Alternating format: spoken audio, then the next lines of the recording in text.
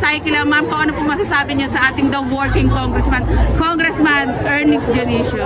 Kaya ma'am, mula sa mayor hanggang dulo, straight sila.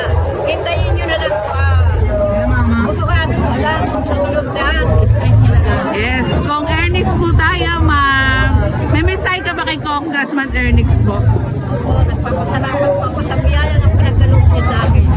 Pati sa anak ko, binigyan niya ako ng pamili gamot.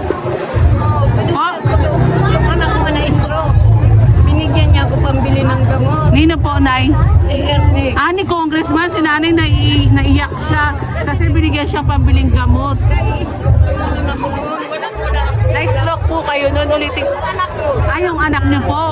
Then, tinulungan ni Congressman Ernix na binigyan ng gamot. Grabe. Pera ang binigay sa akin yung pinangbili ko. Ayun, napakalaking tulong. Napakabuti talaga ni Congressman, no, ma'am? Talagang nagsisave siya ng buhay ng mga tao din po. Kaya, Straight po sila. straight po sila. Alam ang Panginoon niya. Salamat po.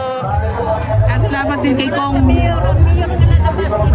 Yes, Mayor tayo, Yorme Isko Moreno. And ma'am, Sila. yes po. Ma'am, kayo po, ano masasabi niyo? Kay Kong Ernix. Maraming salamat po kay Congressman Ernix Dionisio.